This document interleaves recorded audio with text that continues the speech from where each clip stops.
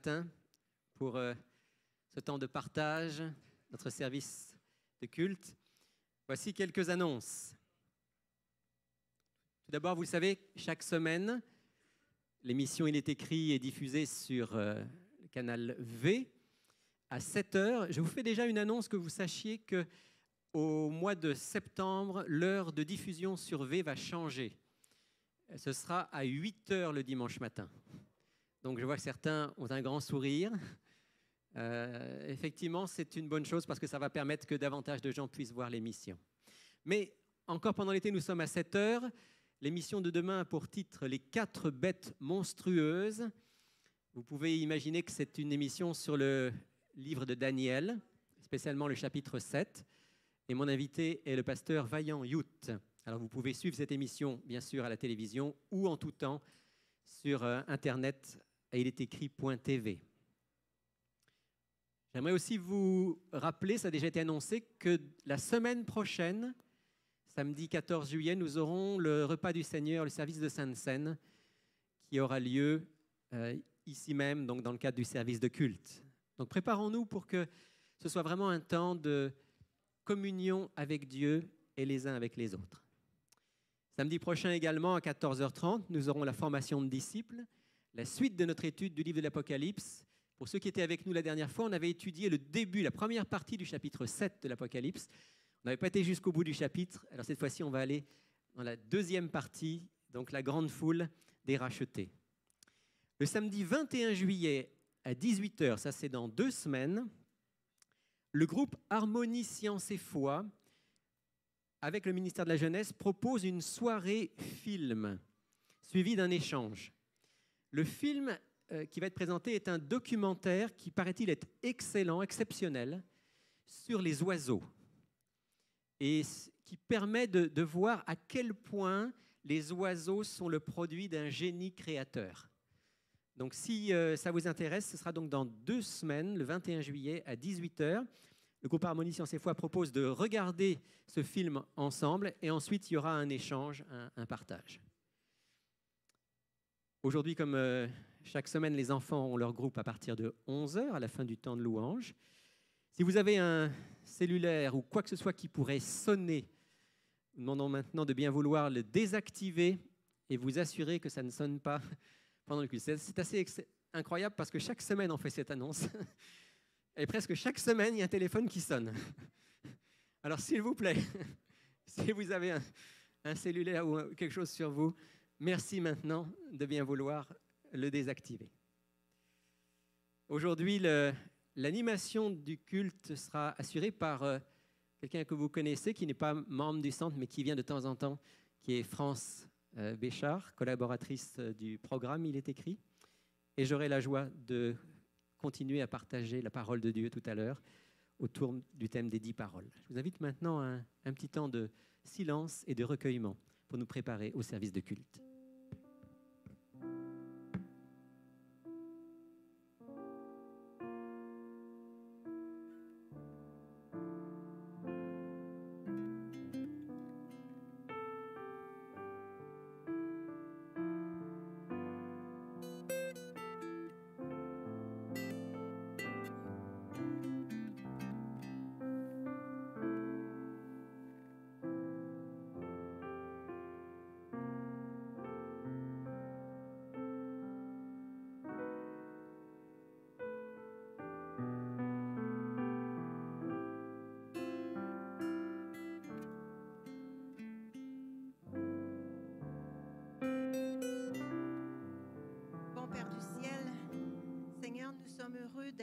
Dans ta maison ce matin.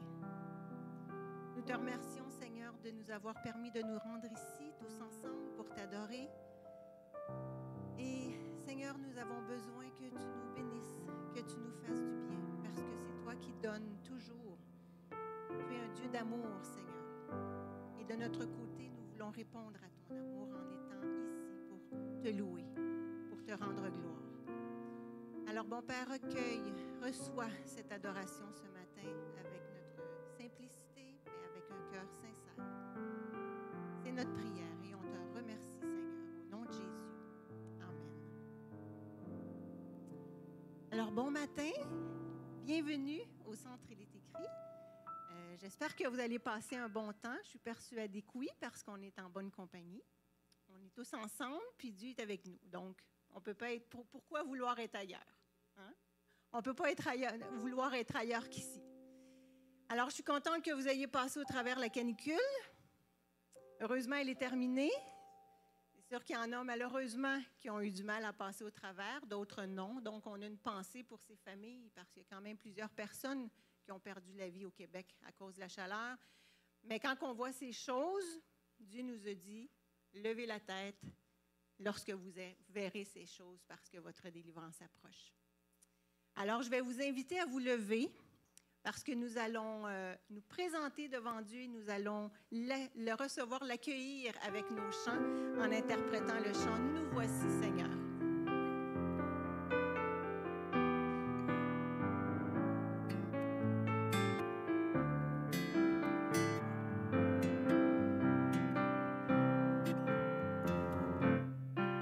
Nous voici, Seigneur. Nous voici, Seigneur. Pour louer ton nom. Pour louer ton nom. Et pour te donner. Et pour te donner. Le meilleur de nos dons. Le meilleur de nos dons. Notre amour pour toi. Nos vies tout entières. Et nos cœurs crieux de joie.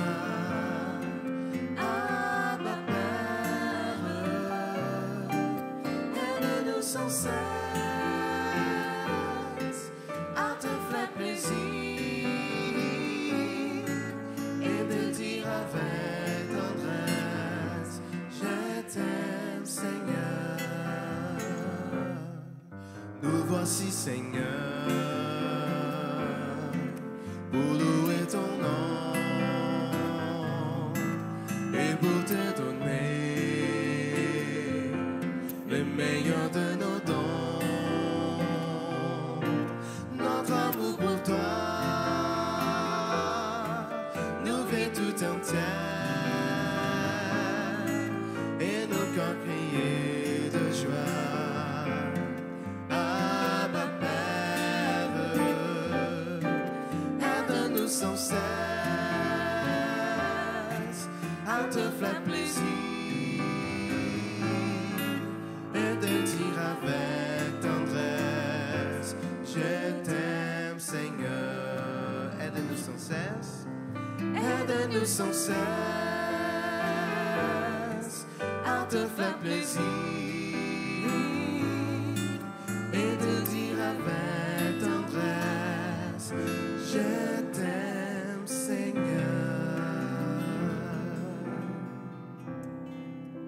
Nous allons voir que dans le psaume 85, versets 8 à 14, nous avons toutes les raisons d'aimer l'Éternel et de se réjouir.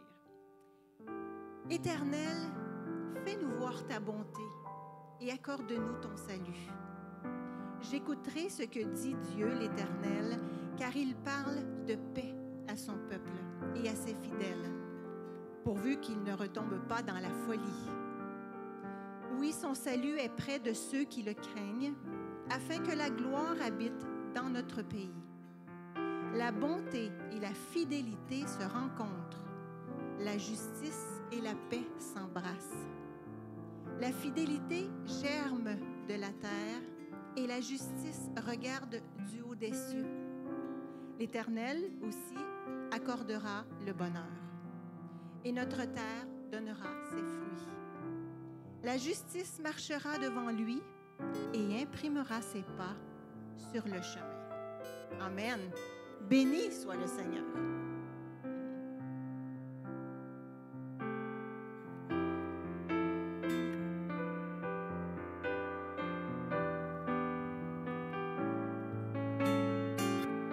Je vous invite à chanter avec joie, avec énergie, pour bénir l'Éternel. Béni soit le Seigneur. Béni soit le Seigneur, Car son amour est grand. car son amour est grand. Béni soit le Seigneur. Béni soit le Seigneur, Car il est puissant. car il est puissant. Nous te louons, Seigneur.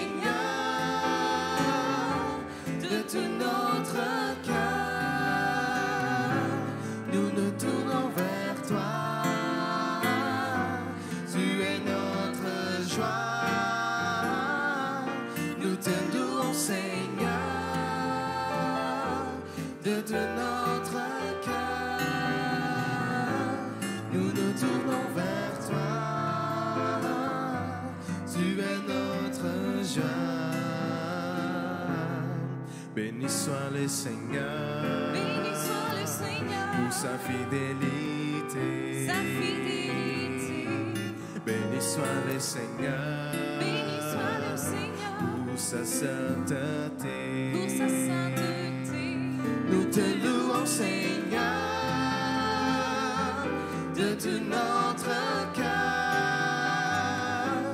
Nous nous tournons vers toi. Tu es notre joie. Nous nous louons, Seigneur, de tout notre cœur. Nous nous tournons vers toi. Tu es notre joie.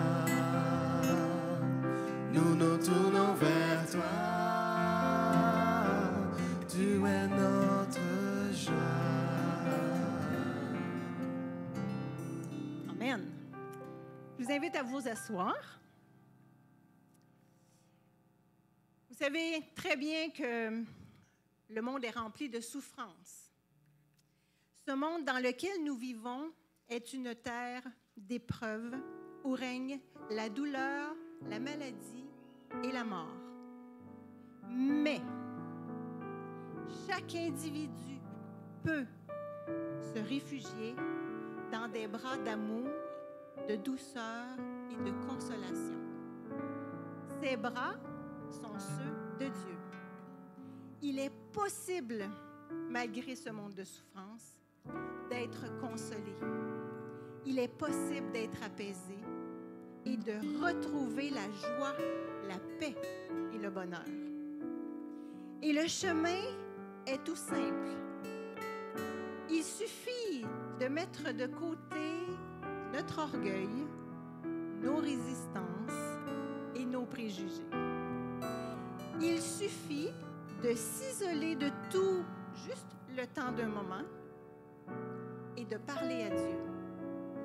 Lui parler tel que nous sommes, et si, à cause de la souffrance, aucun mot n'arrive à sortir de notre bouche, soyons rassurés, car Dieu regarde au cœur.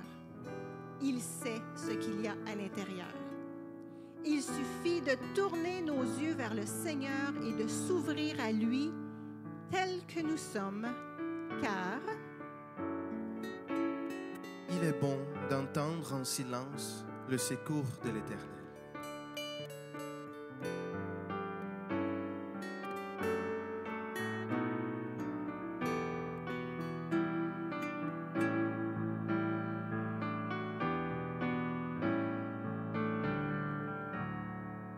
J'ai cherché le Seigneur et il m'a écouté.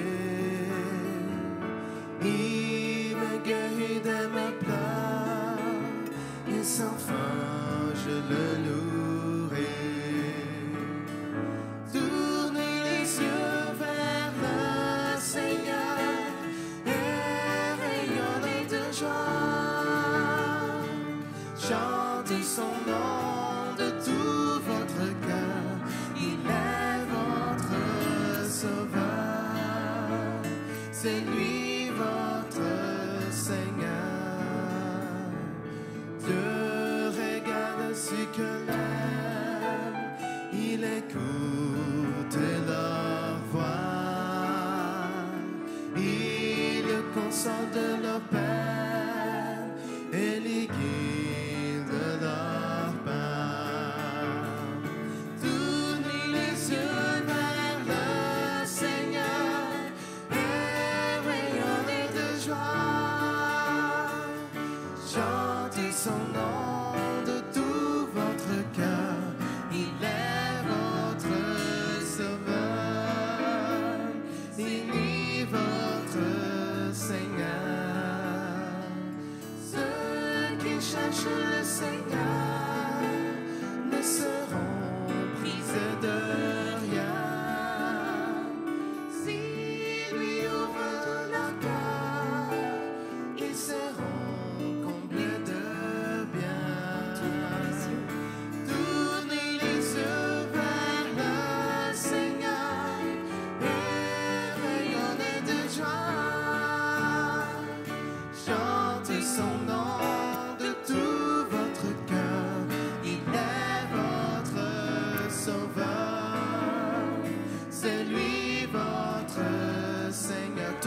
yeux, tournez les yeux vers le Seigneur et rayonnez de joie.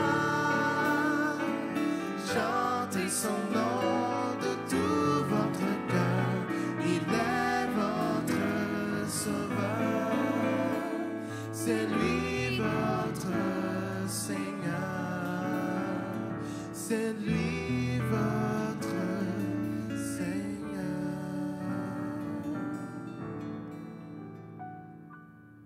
Notre Dieu est un Dieu d'amour et dans son amour, non seulement il nous a donné la vie, mais dans sa grande sagesse aussi, il nous a donné des parents. Le plan de Dieu, on le sait, était parfait dès le départ. L'enfant qui naît a besoin de guide. 2 tuteurs, en fait. Un à sa droite, l'autre à sa gauche, afin que l'enfant grandisse droit. Ces 2 tuteurs sont différents, mais parfaitement complémentaires. Ainsi, l'enfant reçoit la plénitude de tout ce dont il a besoin, par ces 2 êtres unis l'un à l'autre par l'amour. Et Dieu qui est au-dessus de cette union, union de 2, de 3 ou de 4 ou de plus, eh bien, il est au-dessus, il arrose, il fait grandir et il garde précieusement. Nous pouvons lire également dans Proverbe 1, versets 7 à 9.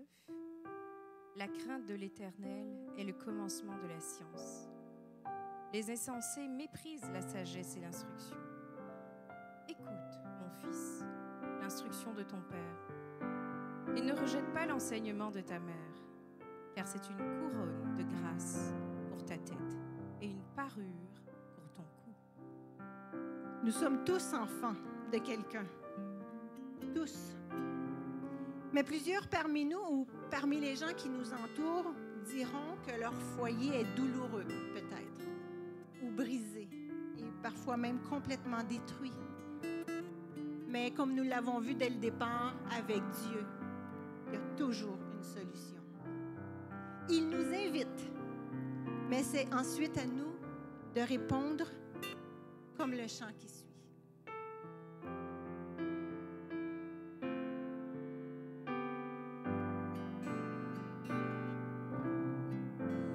Tel que je suis, sans rien à moi, sinon ton sang versé pour moi, et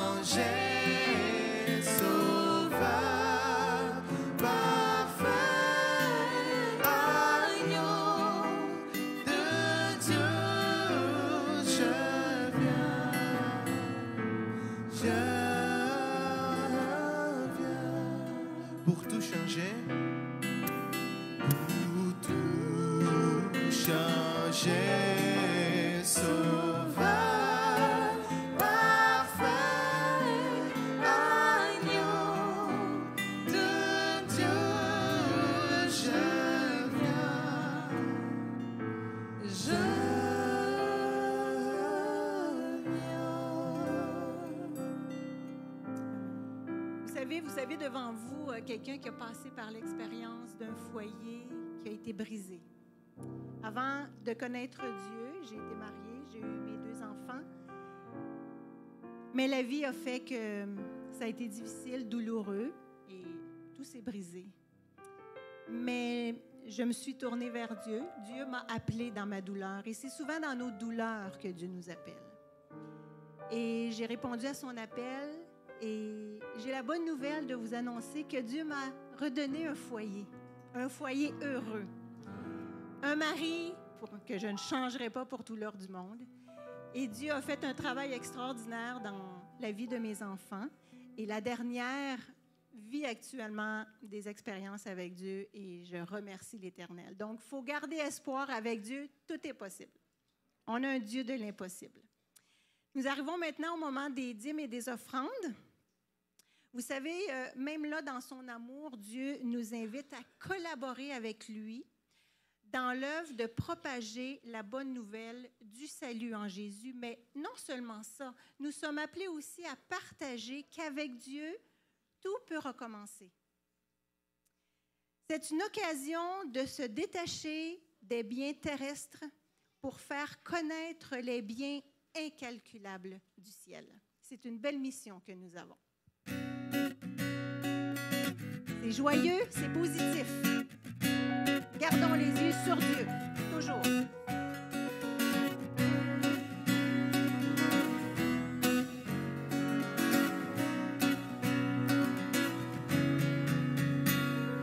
Quand le vent de la tempête vient assombrir ton ciel bleu, au lieu de baisser la tête contre les bienfaits de Dieu. Quand sur la route glissante, tu chancelles sous la croix, pense à cette main puissante qui t'a béni tant de fois. Contre les bienfaits, contre les bienfaits de Dieu, mets-les tous devant tes yeux. Tu verras en adorant combien le nombre en est grand. Si tu perds dans le voyage, si tu perds dans le voyage, plus dans chair et de trésor, pense au divin héritage qui là-haut te reste encore. Bénis, bénis donc, bénis sans cesse ce Père qui chaque jour reprend sur toi la richesse de son merveilleux amour. Compte le bienfait, compte les bienfaits de Dieu, mets-les tous devant tes yeux. Tu verras en adorant combien le nombre en est grand.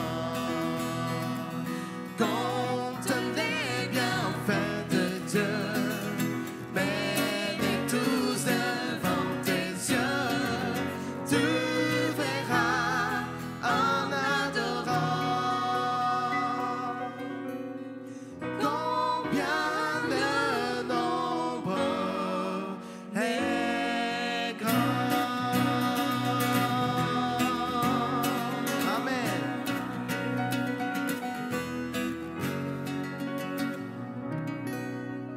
Nous allons prier, si vous permettez. Juste incliner la tête. Ô Éternel, Père Dieu, grand et toi-puissant, merci pour tes dons, merci pour tout ce que tu fais pour nous.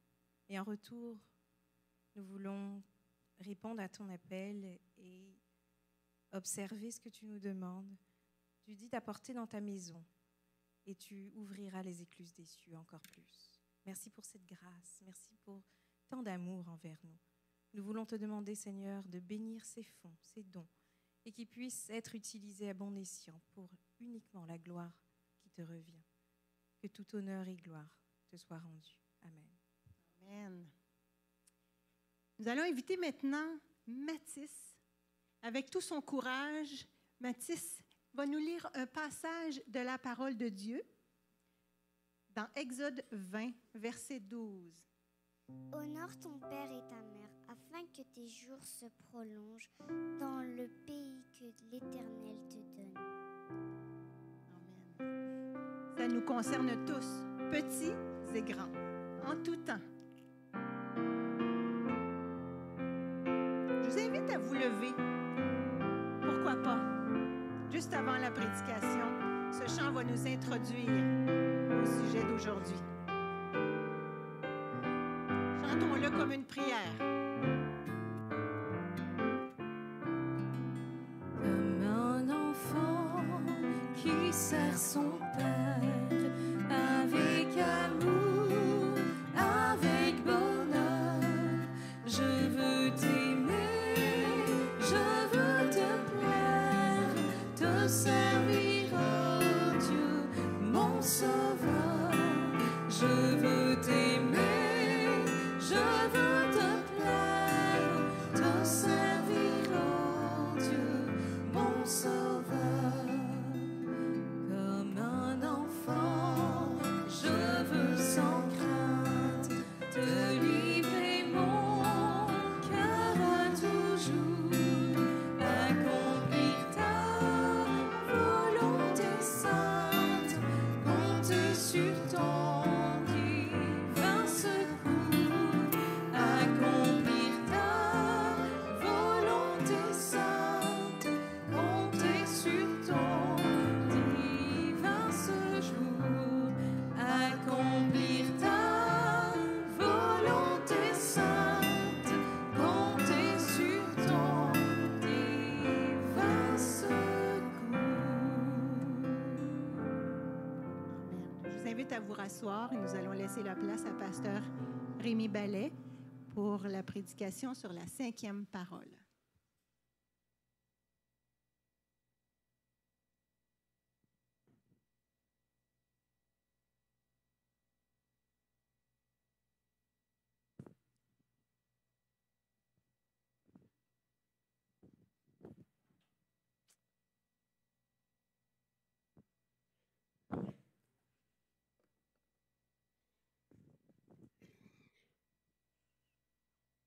Voilà, rebonjour, ou bonjour tout simplement pour ceux qui sont arrivés dans le courant de ce service de culte. Bienvenue au Centre Il est écrit aujourd'hui pour cette belle journée de sabbat. Je pense que vous avez apprécié ce matin, en sortant de chez vous, la température agréable par rapport aux canicules qu'on a connues ces derniers jours, le soleil qui brille et la possibilité de passer cette journée de sabbat en prenant du temps pour être avec Dieu, pour être avec les amis, pour être avec la famille. Pour ceux qui étaient là la semaine dernière, vous vous souvenez qu'on a parlé justement de cette 4e parole des 10 paroles, des 10 commandements, comme on les appelle habituellement. Souviens-toi du jour du repos, souviens-toi du jour du sabbat, pour le consacrer. Tu travailleras 6 jours, tu feras tout ton ouvrage, mais le 7e jour est le jour du sabbat de l'Éternel, ton Dieu. Tu ne feras aucun ouvrage, ni toi, ni ton fils, ta fille, ni ton serviteur, ni ta servante, ni ton bétail, ni l'étranger qui réside chez toi. Car en 6 jours, l'Éternel a fait le ciel, la terre, la mer et tout ce qu'elle renferme, et il s'est reposé le 7e jour. C'est pourquoi le Seigneur a béni le jour du sabbat et l'a consacré. Voilà ce qui était le thème de notre réflexion samedi dernier. Et aujourd'hui, donc, c'est l'occasion de vivre cela, de mettre à part cette journée et de se ressourcer. Est-ce que vous appréciez la journée du sabbat? Oui? Avec ou sans canicule? Aujourd'hui, ce sera sans canicule. Dieu merci. Aujourd'hui, donc, je vais continuer ce moment de partage, cette réflexion sur les 10 paroles. Avant de le faire, je ressens le besoin de prier avec vous pour que Dieu puisse nous guider dans cette méditation. Seigneur mon Dieu, merci beaucoup d'être ici ce matin, merci d'être présents tous ensemble dans ce lieu, qui est un lieu qui t'est consacré parce qu'aujourd'hui, ce jour t'est consacré et que nous avons mis à part ce moment pour venir te rencontrer, t'adorer, te louer, t'écouter. Chacun d'entre nous est venu ici pour lui-même, bien sûr, d'abord pour une relation personnelle avec toi, mais aussi on le fait ensemble parce qu'on est conscient que on n'est pas appelé à vivre notre vie et notre foi tout seul, mais à partager, à échanger et à nous aimer comme tu nous aimes. Seigneur, je reconnais que ta loi est une loi d'amour. Je reconnais aussi que cette loi, elle est au-dessus de mes capacités. C'est la raison pour laquelle je te demande, Seigneur, alors que je vais maintenant partager avec mes amis un petit peu de cette compréhension de la 5e parole, je te demande de faire bien au-delà de mes faibles mots et de pouvoir parler à chacun d'entre nous au nom de Jésus. Amen. Voilà, avant de parler de la 5e parole, je voudrais juste faire quelques rappels, parce que quand on parle des 10 paroles, des 10 commandements, il y a toujours certaines précisions qu'il faut faire pour ne pas se tromper. La première chose que je voudrais vous rappeler, c'est le livre de Deutéronome qui nous le rappelle. Dieu dit « Observe ces lois et ces commandements que je te prescris aujourd'hui afin que tu sois heureux, toi et tes enfants après toi, et que tu prolonges désormais tes jours dans le pays que l'Éternel, ton Dieu, te donne. » D'après ce texte, quel est le but de Dieu en donnant ses lois et ses commandements? Que nous soyons heureux. Ça, c'est l'objectif de la loi de Dieu. Quand on dit le mot loi ou le mot commandement, nous, dans notre esprit, ça sonne généralement un petit peu négatif ou en tout cas restrictif. Mais Dieu nous dit ici, non, non, je te donne des lois et des commandements pour que tu sois heureux. Ça, c'est le... Il ne faut jamais oublier que c'est ça le but de la loi de Dieu. Ce n'est pas qu'il faut le faire parce que Dieu l'a dit et puis on n'a pas le choix. Non, c'est Dieu veut qu'on soit heureux. Première chose. Première précision que je voulais faire. Deuxième précision. Or, dit l'apôtre Paul, nous savons que tout ce que dit la loi, elle le dit à ceux qui sont sous la loi, afin que toute bouche soit fermée et que tout le monde soit reconnu coupable devant lui. Deuxième chose qu'il faut rappeler, c'est que la loi, qui a été donnée pour qu'on soit heureux, pour qu'on la vive pleinement, la loi, malheureusement, qu'est-ce qu'elle fait? Comme un miroir, elle nous montre nos transgressions. Elle nous montre que nous sommes tous pécheurs devant Dieu, qu'on a tous transgressé sa loi et qu'on est même incapable de vivre cette loi par nos propres forces. Ça, c'est une autre chose dont il faut se souvenir parce que si vous cherchez à observer la loi par vos propres forces ou si vous cherchez à obtenir le salut, la vie éternelle en observant la loi, c'est peine perdue, vous feriez mieux d'arrêter tout de suite. La loi ne joue pas ce rôle-là. La loi, c'est un panneau indicateur qui nous montre la voie du bien. La loi ne peut rien faire de plus pour nous, et certainement pas nous sauver. C'est Jésus qui nous sauve, c'est Dieu qui nous sauve. Car nul ne sera justifié devant lui, dit l'apôtre Paul, par les œuvres de la loi. Aucune œuvre que nous puissions accomplir n'est méritoire devant Dieu. Ça, c'est une autre précision importante. Parfois, surtout nous, chrétiens adventistes, qui pensons que la loi est importante, parfois on commet cette erreur de tellement être centré sur la loi qu'on finit par croire que c'est la loi qui nous sauve. Mais souvenez-vous bien que la loi ne peut rien pour vous si ce n'est vous condamner. Elle peut juste vous montrer le chemin et vous amener à Jésus en disant « Seigneur, je suis incapable de vivre ça. S'il te plaît, change mon cœur pour que je puisse le faire. » Et voilà la promesse. Dieu dit « Je mettrai ma loi, où ça? Au-dedans d'eux.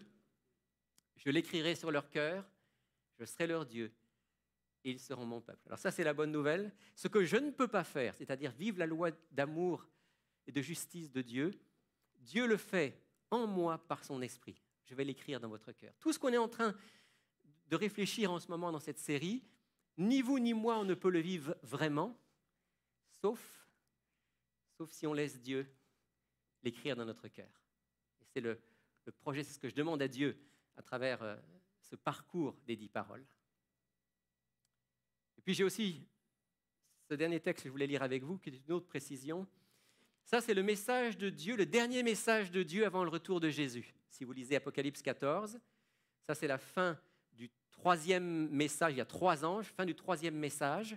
Et juste après, vous avez une vision du retour du Christ.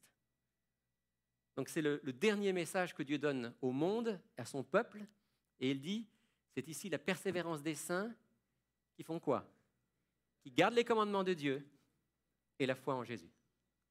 Voilà les 2 grandes caractéristiques. Centré sur Jésus, ayant foi et confiance en Jésus, et conscient que Dieu veut que par sa grâce, nous gardions ses commandements. Donc on a, nous, aujourd'hui, à l'époque que nous vivons, on a une mission particulière qui est de partager avec le monde, et y compris avec le monde chrétien, que les commandements de Dieu n'ont pas été cloués à la croix, comme certains l'enseignent, que les 10 paroles ne sont pas des paroles qui étaient valables pour le peuple juif et pour Moïse il y a 3500 ans, mais que ce sont encore des paroles qui aujourd'hui sont des paroles de vie, de bonheur, et que Dieu veut les mettre dans notre cœur.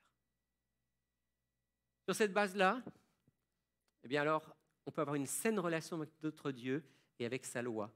Et on peut lui demander la force de vivre ces 10 paroles. Alors les 10 paroles, on les rappelle. La première dit « Je suis l'Éternel, ton Dieu, qui t'ai fait sortir du pays d'Égypte, de la maison de la servitude. Tu n'auras pas d'autre Dieu devant ma face. » Pas d'autre Dieu. Ça, c'est tout un programme. On a certainement besoin, là aussi, que le Saint-Esprit agisse en nous. Deuxième parole qu'on avait méditée ensemble, tu ne feras pas de statue, de représentation quelconque de ce qui est en haut dans le ciel, en bas sur la terre, de ce qui est dans les eaux plus bas que la terre. Nous adorons un Dieu qui est un Dieu invisible à nos yeux, mais présent en esprit. Comme Jésus dit, des adorateurs en esprit et en vérité. Troisième parole, tu ne prendras pas le nom de l'Éternel, ton Dieu, en vain. Et on avait expliqué combien il est important lorsqu'on parle de Dieu, de peser chaque mot, chaque parole, et de ne jamais utiliser le nom de Dieu à la légère pour quelque chose qui serait faux, ou pire encore, pour faire du mal. Quatrième parole, souviens-toi du jour du sabbat, on vient de le rappeler, cette journée mise à part. Parce que j'aime Dieu, je veille à la manière dont je parle de lui. Parce que j'aime Dieu, je vais l'adorer en esprit et en vérité. Parce que j'aime Dieu, je mets à part la journée qu'il me demande de mettre à part comme un rendez-vous, un temps spécial de communion et de partage. Et on arrive à la 5e parole, qui a déjà été lue tout à l'heure par Mathis. Honore ton père et ta mère, afin que tes jours se prolongent dans le pays que l'Éternel, ton Dieu, te donne. Avec la 5e parole, on arrive vraisemblablement à la 2e table. Je dis vraisemblablement parce que aucun d'entre nous n'a vu les tables de la loi. Donc comment est-ce qu'elles étaient découpées exactement? Mais on a bonne raison de penser que les 4 premières paroles étaient sur la première et que les 6 dernières étaient sur la 2e. Pourquoi? Parce que comme on avait l'habitude à l'époque de Jésus de résumer, et Jésus lui-même le fait, les 2 grands commandements, c'est « Tu aimeras le Seigneur ton Dieu de tout ton cœur ». Et le 2e commandement qui lui est semblable, selon Jésus, c'est « Tu aimeras ton prochain comme toi-même ». Et quand on lit les 10 paroles, on voit bien que les 4 premières sont orientées vers Dieu et que les 6 dernières sont plus orientées vers le prochain, même si on va voir que dans la 2e table, il y a des références, bien sûr, à notre Dieu. Comment est-ce qu'on sait qu'il y avait 2 tables? Comment? Ce n'est pas dans la Genèse, c'est dans l'Exode. Allez, on va juste lire un texte, parce que c'est juste... Bon, vous savez qu'il y a 2 tables, mais souvent, je demande aux gens, oui, vous me dites ça, mais où ça se trouve dans la Bible? Alors juste, on vérifie ensemble qu'il y avait bien 2 tables, ou 2 tablettes. On va lire un texte, Exode 31, verset 18. Exode chapitre 31, verset 18. Et ici, il est dit, « Lorsque l'Éternel eut achevé de parler à Moïse sur le mont Sinaï, Il lui donna les 2 tables du témoignage, tables de pierre écrites du doigt de Dieu. Et un peu plus loin, on précise qu'elles étaient écrites des 2 côtés.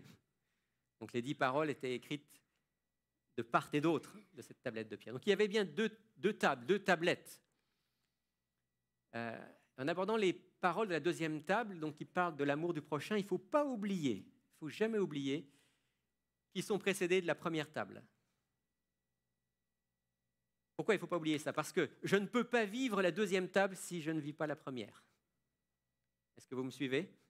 Si je n'ai pas une relation vivante avec Dieu, je ne pourrai pas vivre pleinement l'amour du prochain. C'est pour ça que c'est dans cet ordre-là qu'ils nous sont donnés. Dieu comme le centre et le prochain comme celui qui naturellement doit être le bénéficiaire de mon amour. Tout acte envers le prochain est lié à la relation avec Dieu.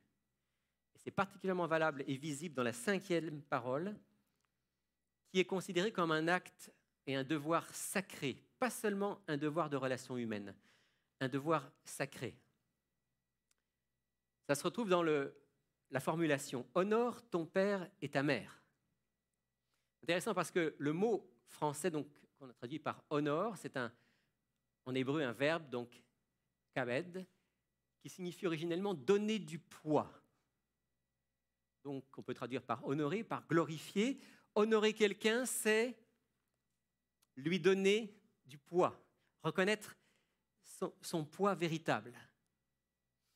Et il y a quelque chose d'intéressant, ici, qui est relevé par un commentateur, c'est que dans l'Écriture, le mot kabod est réservé à Dieu, aux personnes et aux objets qui ont un caractère sacré, comme l'ange de Yahvé, Jérusalem, le temple, le sabbat, etc.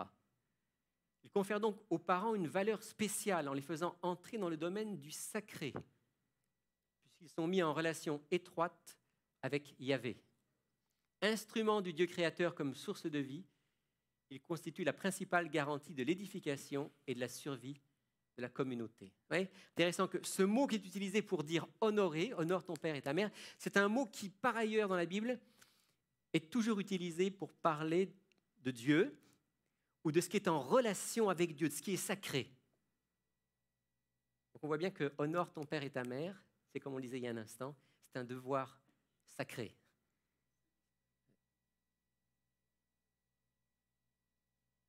C'est pas plus fort que rendre hommage, c'est différent. C'est vraiment donner, reconnaître la valeur de celui ou de celle qu'on honore. Et je trouve très important de voir que la première parole qui concerne le prochain concerne la famille. Je voudrais vous dire tout de suite que dans la demi-heure qui est devant nous, on va ne faire qu'effleurer cette 5e parole. Parce que comme la 5e parole parle des relations familiales, on pourrait, pendant des heures et des heures et des heures, partager tout ce que la Bible dit en lien avec la famille. On va ne faire qu'effleurer. Mais souvenons-nous déjà d'une chose.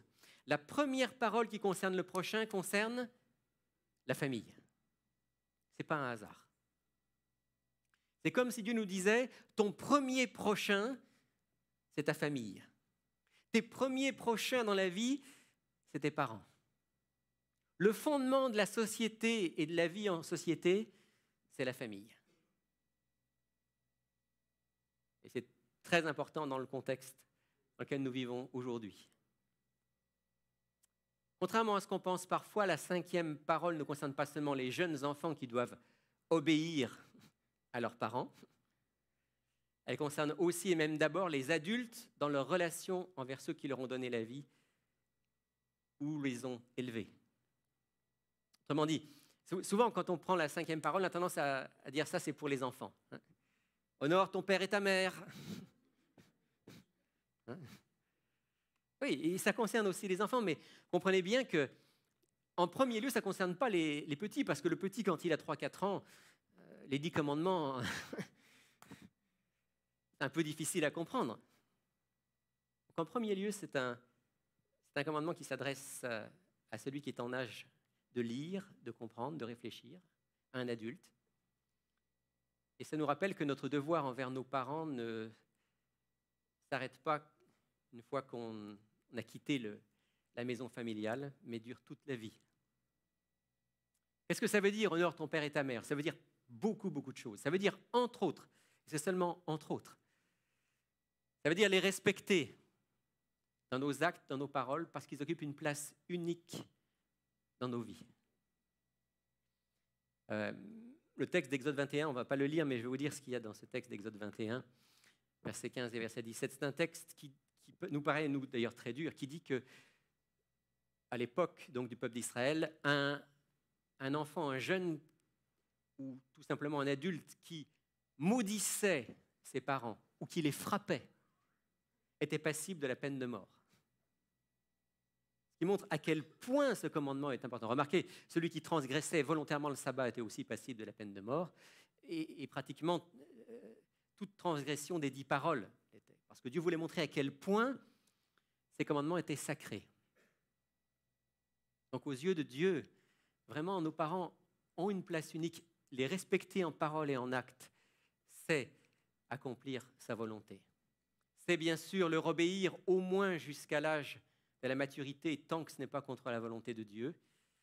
Le livre des Proverbes dit « Mon fils, écoute l'enseignement de ton père et n'oublie pas l'instruction de ta mère, parce que ce sont des paroles de vie. » Et dans le livre dans l'Évangile selon Luc, on voit que Jésus lui-même a mis ça en pratique. Vous vous souvenez, à l'âge de 12 ans, il va au temple, il va se retrouver au milieu des rabbins, ses parents le perdent de vue. Finalement, ils le retrouvent et lui disent « Mon enfant, on se faisait du souci, pourquoi tu as fait ça ?» Réponse de Jésus, « Ne savez-vous pas qu'il faut que je m'occupe des affaires de mon Père? Pourquoi me cherchez-vous » Mais le texte continue en disant quoi? Qu'est-ce qu'il dit juste après? Ah oui, et que Marie gardait ça dans son cœur, mais il y a une petite précision qui est quand même très importante par rapport à notre sujet d'aujourd'hui. Je lis avec vous dans le 2e chapitre de l'Évangile de Luc. Il est dit « Puis il descendit avec eux pour aller à Nazareth, et il leur était soumis. » Intéressant de voir que Jésus lui-même, qui a vécu une vie d'enfant et de jeune, Jésus était soumis à ses parents. On va voir tout à l'heure l'importance de l'obéissance et de la soumission. Pourquoi Dieu nous dit aussi aux enfants et aux jeunes l'importance de la soumission et de l'obéissance. Jésus, tout Messie qu'il était, tout fils de Dieu qu'il était, devenu fils de l'homme, a vécu une vie d'homme parfaite et il était soumis à ses parents, dit le texte. Ça fait partie de « honore ton père et ta mère ». Tu les respectes, tu leur es soumis. À moins, bien sûr, ça c'est la limite absolue que donne l'Écriture, à moins que ce que tes parents te demandent soit contre la volonté de Dieu. C'est aussi leur témoigner de l'amour, prendre soin d'eux. Là aussi, Jésus est un exemple. Vous vous souvenez que sur la croix, Jésus voit au pied de la croix Marie, sa mère, et à côté, dit l'Évangile, le disciple que Jésus aimait, dont on a toutes les raisons de penser que c'était l'apôtre Jean. Et qu'est-ce qu'il dit? Il dit, « Femme, voici ton fils. Fils, voici ta mère. » Qu'est-ce qu'il fait à travers ces paroles? Il prend soin de sa mère. Alors qu'il est en train de mourir sur la croix, il voit sa mère, il prend soin de sa mère. Il dit, quelqu'un doit en prendre soin. Et il la confie au bon soin de l'apôtre Jean. Soit dit en passant, c'est juste une parenthèse, ce texte est l'un des textes qui nous fait penser que les frères de Jésus n'étaient peut-être pas les enfants de Marie. Parce que si Marie avait eu des enfants, c'est eux qui devaient en prendre soin, selon les lois de l'époque. Le fait que Jésus confie Marie à Jean laisse entendre que les frères de Jésus, dont on parle à plusieurs reprises dans les évangiles et dans le livre des Actes, étaient soit des enfants d'un premier mariage de Joseph, soit des cousins. Vous savez que le mot frère, dans la Bible, il est utilisé parfois pour désigner des gens qui sont proches, qui peuvent être des cousins, des parents proches. Je ferme la parenthèse, mais juste pour expliquer pourquoi Jésus doit faire cela sur la croix, pourquoi il doit dire à Jean, prends soin de ma mère. Mais on voit que jusqu'au bout, jusqu'à sa mort, Jésus a le souci de sa mère. Honore ton père et ta mère. Ton père et ta mère. Le père et la mère sont unis, ils ont une valeur égale devant Dieu. Nos deux parents occupent une place unique dans notre vie, sont nos racines et sont nos points de repère pour construire notre personnalité. C'est important. Dieu, quand il a créé l'homme et la femme, il les a créés égaux. Il les a créés avec des différences, des complémentarités, avec des rôles différents par certains aspects, mais il les a créés égaux. Vous pouvez relire le livre de la Genèse, il ne fait aucun doute que Adam et Ève étaient égaux devant Dieu. De la même manière, honore ton père et ta mère. Dans une société comme la société de l'époque de Moïse, on aurait pu imaginer que c'était honore ton père. C'est une société très patriarcale. Mais Dieu a voulu que dans la 5e parole, il soit dit honore ton père et ta mère, qui ont aux yeux de Dieu une égale valeur et qui doivent avoir à nos yeux la même valeur. Encore une fois, les rôles peuvent être différents, y compris dans l'éducation d'un enfant, mais ils ont la même valeur devant Dieu. Ce sont ces repères dont l'enfant, le jeune, a besoin.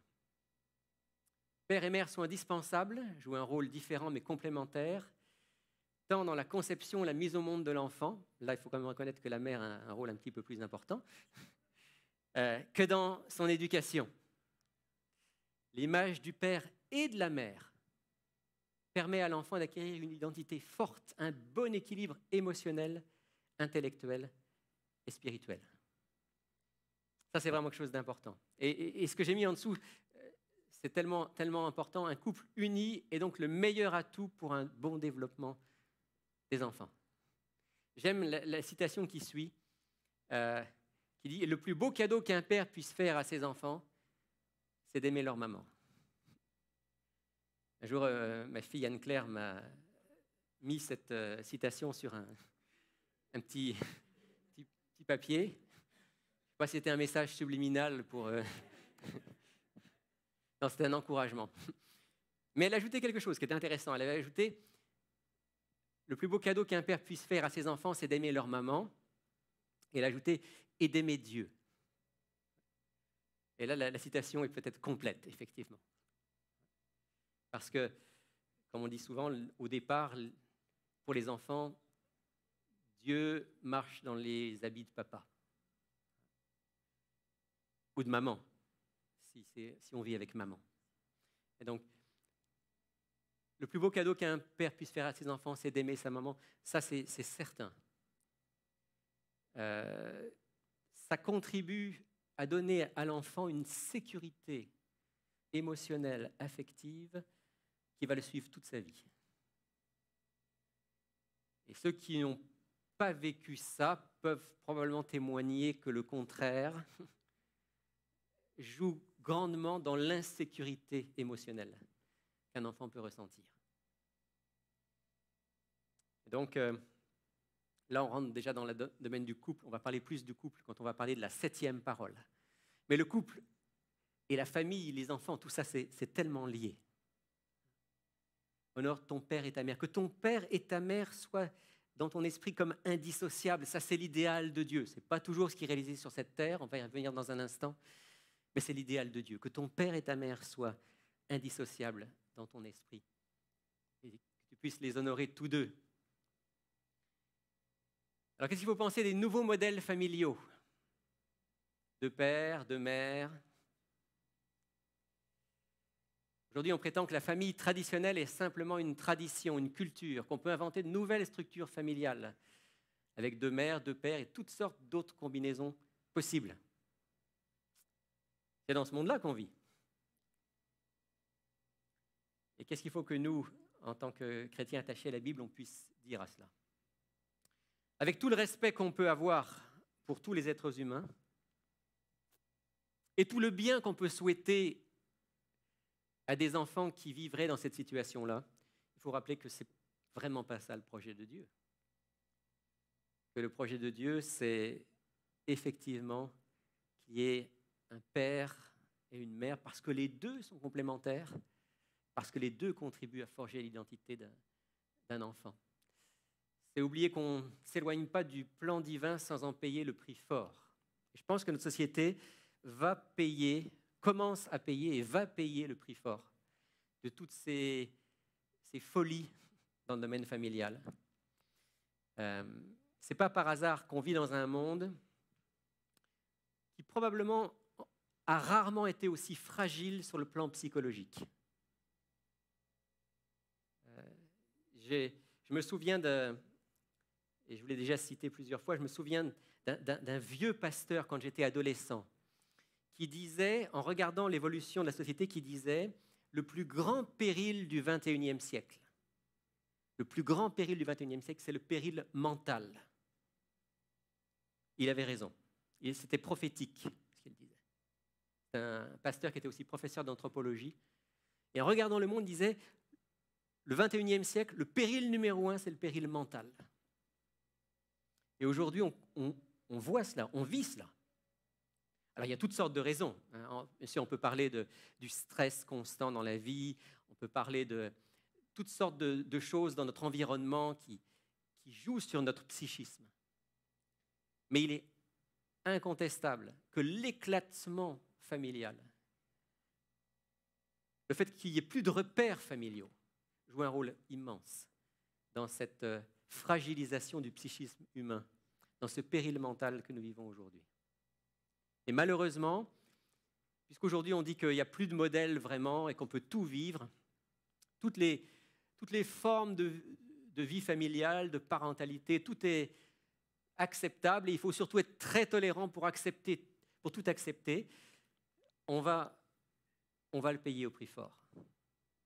Avec des enfants et des jeunes qui auront de plus en plus de difficultés à savoir qui ils sont, avoir une identité forte et à vivre de manière à construire une société solide.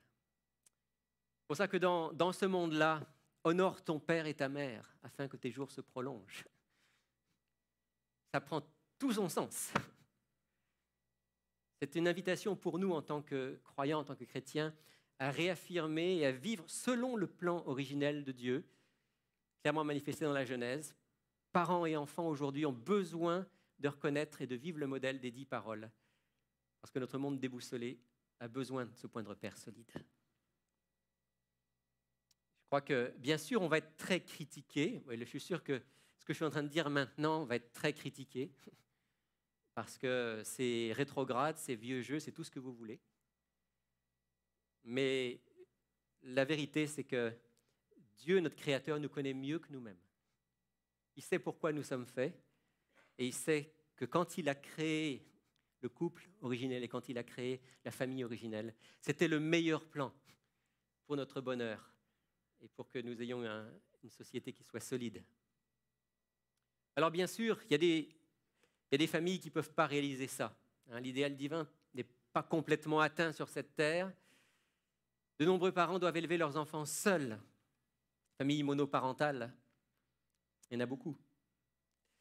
Et je voudrais rappeler que ce n'est pas parce qu'on n'est pas dans l'idéal de Dieu, à cause de toutes sortes de raisons, que Dieu nous abandonne ou que notre rôle de parent ne pourra pas l'accomplir.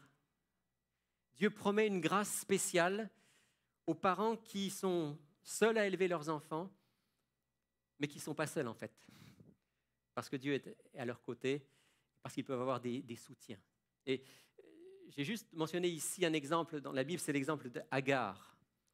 Si vous vous souvenez de Agar, cette femme qui a été la concubine d'Abraham, et qui à un moment a été rejetée par sa maîtresse, et Dieu va lui faire une promesse. Je lis avec vous, Genèse chapitre 21, les versets 14 et suivants. Abraham se leva de bon matin, il prit du pain et une outre d'eau, qu'il donna à Agar, plaça sur son épaule, lui remit aussi l'enfant, c'est donc Ismaël, et il la renvoya.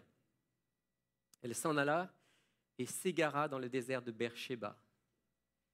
Quand l'outre d'eau fut épuisée, elle laissa l'enfant sous l'un des arbrisseaux pour aller s'asseoir vis-à-vis à une portée d'arc, car elle disait « Que je ne vois pas mourir l'enfant ».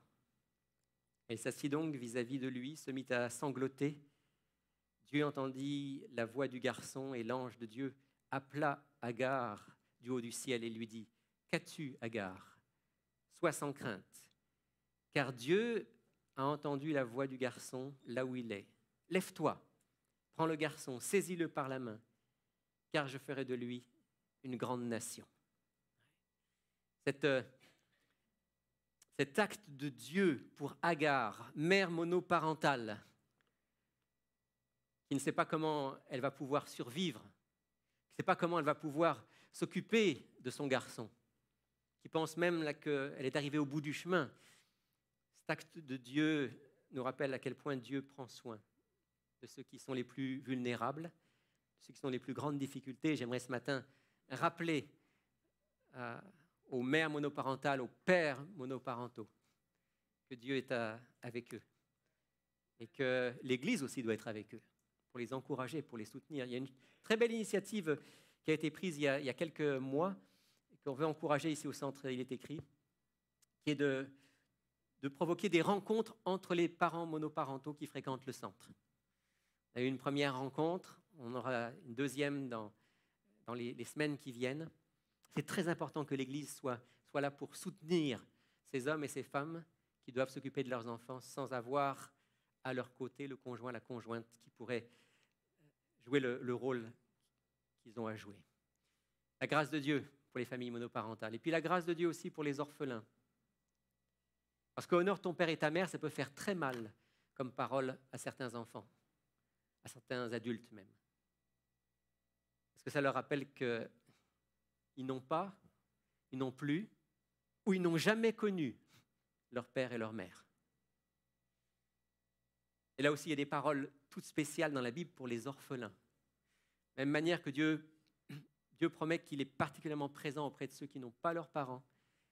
Il invite son peuple à prendre soin de tous les orphelins, faire en sorte qu'ils aient des pères et des mères qui les aiment, qui leur donnent des points de repère solides, des parents qu'ils peuvent aimer et honorer en retour. Parce que ce processus d'aimer et d'honorer un père et une mère, un enfant, il en a besoin. Et s'il n'a plus ses parents, il a besoin de pouvoir le faire avec quelqu'un. Et Dieu veut que nous puissions, dans certains cas, être des pères et des mères pour ceux qui en ont besoin. Dans le psaume 68, Dieu se présente comme le défenseur des veuves et le père des orphelins. J'aime beaucoup ce verset, psaume 68, verset 5. Dieu dit qu'il est le défenseur des veuves et le père des orphelins. Tous ceux qui sont orphelins peuvent faire l'expérience que Dieu est un bon père, un père fidèle qui peut remplir leur cœur de son amour. Et dans Jacques, chapitre 1er, verset 27, il est dit que la religion pure et sans tache consiste à quoi ? La religion pure et sans tache devant Dieu le Père consiste à visiter les orphelins et les veuves dans leurs afflictions, à se garder des souillures du monde. Ouais. Importance pour l'Église et pour les chrétiens d'être attentifs à ceux qui sont dans cette situation d'orphelin. J'ai un de mes meilleurs amis qui est un orphelin. Et je me souviens, on a parlé souvent de cela, du fait que combien c'était parfois douloureux pour lui de ne pas avoir vécu avec ses parents. Mais ce qui est formidable, c'est que, bon, d'une part, il a eu une grand-mère qui s'est très bien occupée de lui et qui a servi de mère d'une certaine manière, mais aussi en découvrant Dieu et en découvrant la famille de Dieu qu'est l'Église, il me disait à quel point ça avait fait une différence dans sa vie. C'est comme si la famille qui n'avait pas eu, d'un seul coup, elle était là en abondance. Je n'oublierai jamais ces conversations qu'on a eues ensemble. Et je demande à Dieu que notre Église, cette famille du centre Il est écrit, puisse être une famille aussi pour les familles monoparentales, pour les orphelins, pour tous ceux qui n'ont plus de famille. Maintenant, il y a la fameuse question, honore ton père et ta mère, très bien, mais si les parents ne sont pas honorables,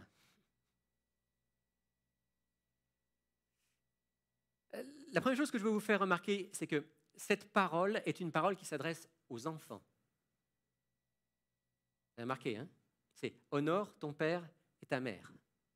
Donc, le premier but de cette parole, c'est de parler aux enfants. Quand je dis enfants, je ne parle pas simplement des petits-enfants, mais des enfants que vous et moi, nous sommes si nous avons encore des parents. Donc, en tout premier, ça s'adresse aux enfants. Néanmoins, par voie de conséquence, par ricochet, ça s'adresse aussi aux parents. Un peu comme la quatrième parole. La quatrième parole dit, souviens-toi de quoi? Du jour du sabbat, du jour du repos. Tu travailleras 6 jours, tu feras tout ton ouvrage, mais le 7e jour est le jour du repos. Autrement dit, la quatrième parole, c'est une parole par rapport au repos, au fait de mettre une journée à part pour se reposer, pour être avec Dieu. Mais par voie de conséquence, ça nous parle du travail. Le « tu travailleras 6 jours » nous rappelle que Dieu a institué le travail. Alors, ça ne veut pas dire, je veux quand même faire une précision par rapport à ça.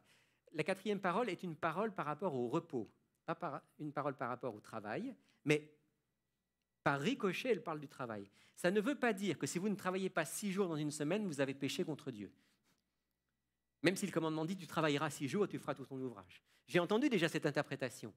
Des gens qui disaient « c'est un péché de ne pas travailler 6 jours par semaine ».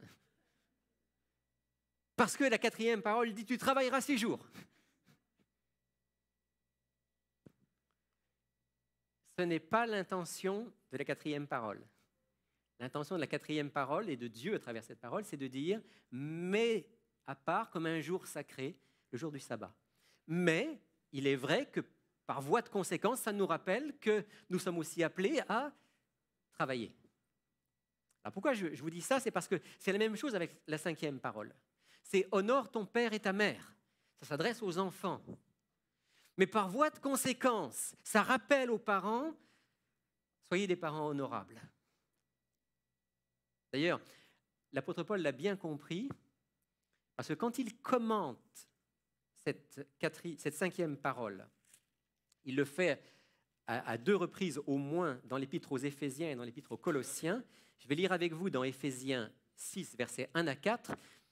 Et vous allez voir comment l'apôtre Paul commente. Éphésiens 6, 1 à 4. « Enfants, obéissez à vos parents selon le Seigneur, car cela est juste. Honore ton père et ta mère, c'est le premier commandement accompagné d'une promesse, afin que tu sois heureux et que tu vives longtemps sur la terre. » Verset 4. « Et vous, pères, on pourrait traduire, et vous, parents, n'irritez pas vos enfants, mais élevez-les en les corrigeant, en les avertissant selon le Seigneur. » Vous voyez, l'apôtre Paul commente la cinquième parole, il rappelle aux enfants, aux jeunes, obéissez à vos parents, c'est ce que dit le commandement, mais tout de suite après il dit, et vous parents, n'irritez pas vos enfants, mais élevez-les en les instruisant. Donc l'apôtre Paul a bien compris que cette cinquième parole s'adresse aussi par ricochet aux parents. Et si mes parents ne sont pas honorables? Les parents peuvent ne pas être honorables pour plein de raisons. J'en évoque juste quelques-unes. Il y a beaucoup de parents qui n'ont pas compris à quel point le développement de leur relation avec leur enfant, dès le plus jeune âge, va avoir des répercussions pour la vie tout entière. Beaucoup de parents qui ne sont pas conscients de ça. Et alors, ils peuvent tomber dans plusieurs erreurs dans lesquelles on tombe tous plus ou moins. Une de ces erreurs qui va faire que parfois les enfants manquent de respect, c'est ce que j'ai appelé ici l'autoritarisme.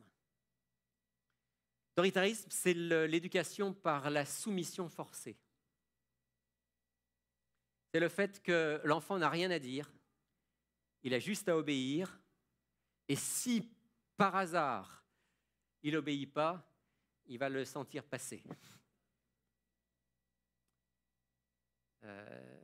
Et même dans notre pays où les châtiments corporels sont en principe interdits, D'abord, en pratique, ils ne le sont pas forcément, et on peut faire beaucoup de mal, exercer beaucoup de violence envers un enfant sans le toucher. Et cet autoritarisme va créer chez l'enfant une insécurité affective énorme, le sentiment de ne pas être aimé, et suivant son tempérament, va se développer soit sous forme de rébellion très forte ou d'écrasement de sa personnalité, ou toutes sortes de déviations. Donc Dieu nous rappelle en tant que parents, soyez des parents honorables. Vous devez avoir une autorité sur vos enfants, incontestablement. Mais l'autoritarisme, la soumission forcée ne donne pas de bons résultats. Quand je dis ça, ne me comprenez pas mal. Je ne suis pas en train de vous dire qu'il faut laisser vos enfants faire ce qu'ils veulent. Parce que, à mon avis, la deuxième raison pour laquelle les parents peuvent ne pas être respectés et honorés par leurs enfants, c'est exactement l'inverse. C'est le laxisme. Le laxisme, c'est quoi? C'est dire, on laisse faire. L'enfant, il est capable de se débrouiller par lui-même, il va découvrir lui-même. Faut surtout pas le frustrer, faut surtout pas lui risquer de le traumatiser, en lui mettant des barrières trop fermes. Il faut quand même reconnaître qu'on a, en tout cas dans les sociétés occidentales, on a beaucoup développé ce système-là. On appelle parfois ça le système de l'enfant roi. Le système de l'enfant roi, c'est une véritable catastrophe. Et curieusement, ça donne souvent le même résultat que l'autoritarisme sur le plan du respect et du « honore ton père et ta mère ». Un enfant qui n'a pas appris à respecter qui que ce soit et quoi que ce soit dans son enfance ne respectera pas ses parents et ne respectera pas, on le verra plus loin, les autres autorités. Donc Dieu nous invite à nous éloigner autant de l'autoritarisme que du laxisme. Ou encore, bien sûr, l'abandon. L'abandon, c'est quand les parents ne sont pas là, soit physiquement ils ne sont pas là et l'enfant se débrouille tout seul, ou bien alors ils sont physiquement là mais ils ne sont pas là en réalité. Vous savez, l'abandon, ça peut être quelque chose qui est très pratiqué aujourd'hui. L'abandon, ça peut être tout simplement j'ai mon travail, j'ai mes occupations, j'ai pas le temps, je te mets devant ta tablette, je te mets devant la télévision et tu me laisses tranquille toute la soirée. Ça, c'est de l'abandon. Parce que l'enfant va comprendre qu'il n'a pas de place particulière dans la vie de ses parents et il va développer toutes sortes de carences. Est-ce qu'il y en a parmi nous qui ont vécu des choses comme ça? D'un côté ou de l'autre? Je serais très étonné qu'il n'y en ait aucun parmi nous qui n'ait pas vécu soit de l'autoritarisme, soit du laxisme, soit de l'abandon. Et même si vous avez eu une éducation relativement équilibrée, peut-être que vous repérez certains aspects de l'éducation que vous avez reçue qui pouvaient se référer à ces modèles-là. Dans le projet de Dieu, comme on l'a vu, les parents sont appelés à donner à leurs enfants l'amour affectueux et la discipline structurante dont ils ont besoin pour se sentir en sécurité et pour se développer harmonieusement. C'est très difficile cet équilibre. Moi, vous savez, je suis parent, je peux vous dire que je n'ai pas réussi ça à 100%, loin de là. Cet équilibre entre l'amour, affection, et puis la discipline nécessaire. Il y a des fois où on lâche tout, on dit ras-le-bol, allez, fais ce que tu veux.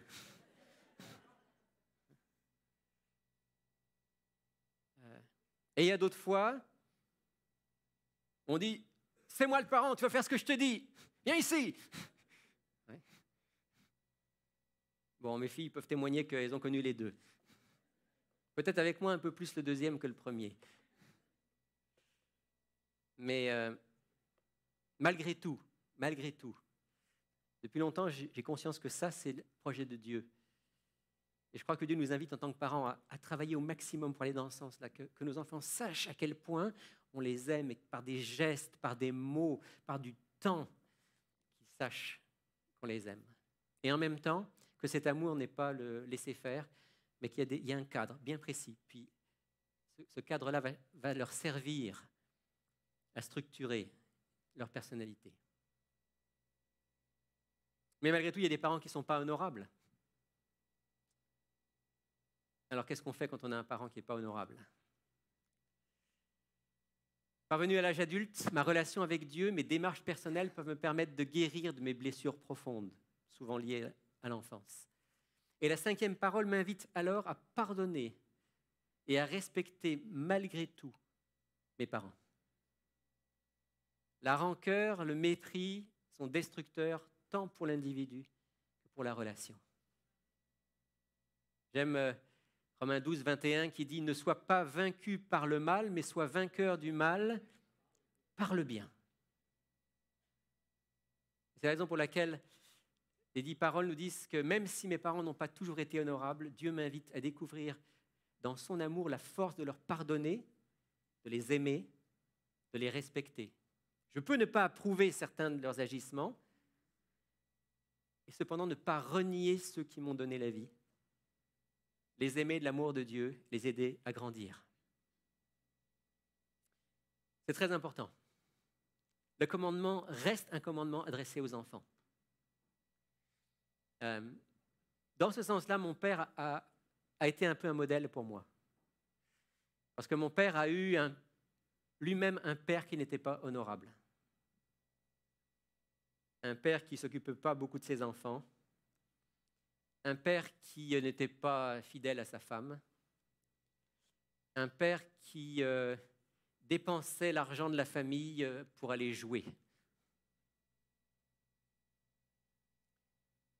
Et toute la famille, tous les enfants en ont souffert. Et lorsqu'ils sont devenus grands, parce que ma grand-mère a quand même décidé de rester avec son mari pour les enfants, quand ils sont arrivés à peu près à l'âge adulte, ma grand-mère a dit « Fini, on divorce ». Et au moment du divorce, mon grand-père, donc le père de mon père, espérait que les enfants le défendraient un peu, mais les enfants avaient vu ce qui s'était passé, donc aucun des enfants ne l'a défendu. Et alors, en voyant ça, il a dit « Bon, vous n'êtes plus mes enfants, je ne veux plus vous voir ». Et donc, à partir de la vingtaine, à peu près, mon père n'a plus vu son père pendant des années et des années. Moi, je suis né, j'ai grandi sans jamais connaître mon grand-père. Je savais qu'il existait. Je connaissais l'histoire parce que mon père m'avait raconté, mais je ne l'ai jamais vu. Mais entre-temps, mon père est devenu chrétien. Mes parents sont devenus chrétiens. Et à un moment, mon père a compris que Dieu lui demandait de pardonner à son père et de lui exprimer. Et à partir de ce moment-là, mon père a commencé à écrire à son père, il avait réussi à avoir son adresse, à écrire à son père tous les ans pour le jour de l'an, pour souhaiter ses vœux. Et puis quand on est né, donner des nouvelles. Voilà, j'ai un fils, j'ai 2 fils, et puis donner des nouvelles. Mon père a dû faire ça pendant au moins 20 ans. 0 réponse. Mais il a continué. Et après plus de 20 ans, il a eu une réponse. Et la réponse de mon grand-père, c'était j'ai bien eu ton message, merci. Ça me ferait plaisir de voir mes petits-enfants. C'est déjà un message qu'il fallait que mon père avale.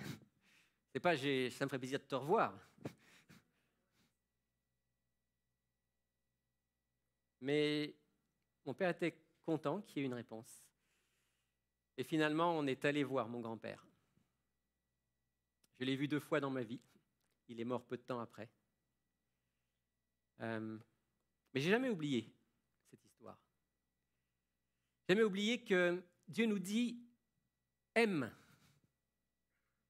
Sois vainqueur du mal par le bien. Honore ton père et ta mère, même s'ils ne sont pas honorables.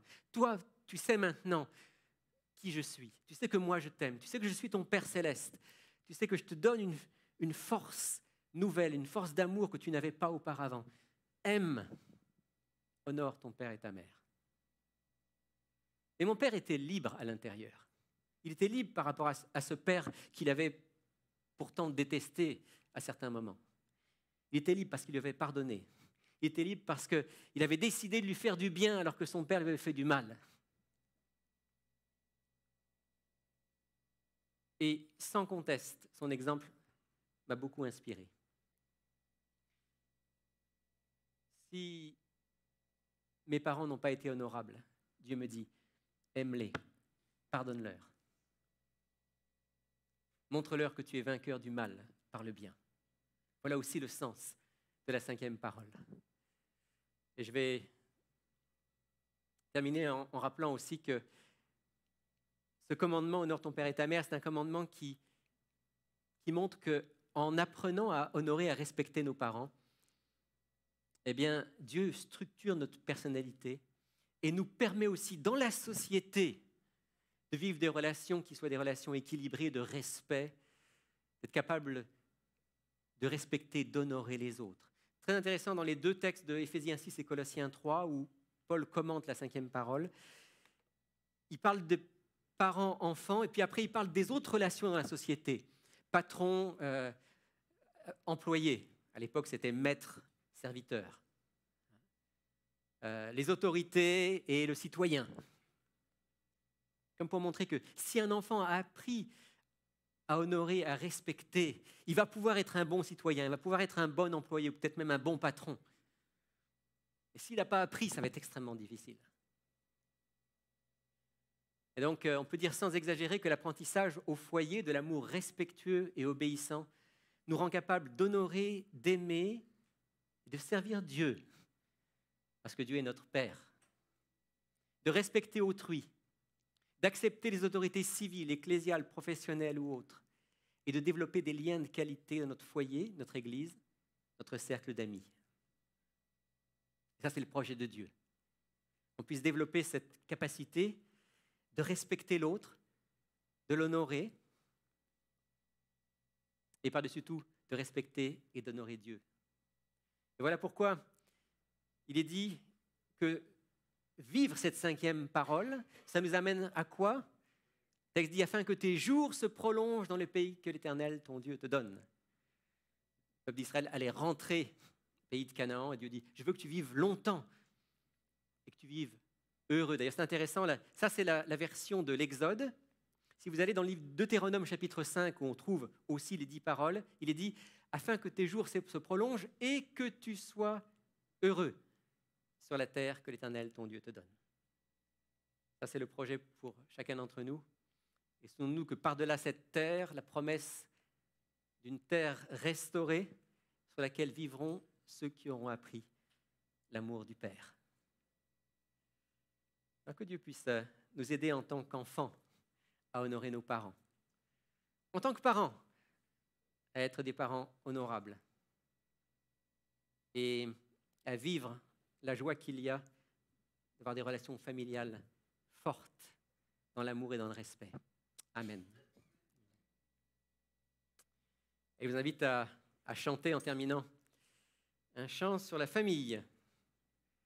Un chant qui nous rappelle qu'il est bon dans la famille de cultiver ces liens d'amour, d'affection et de respect. On peut se lever pour chanter ensemble ?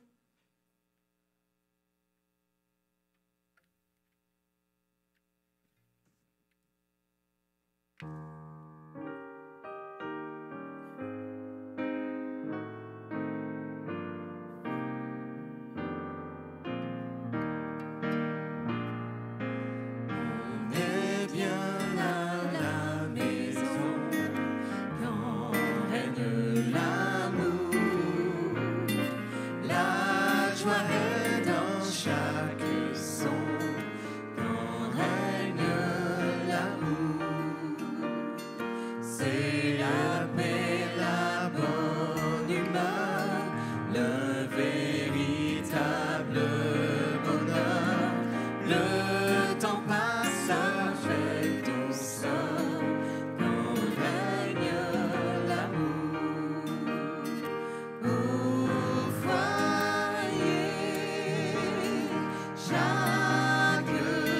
jour.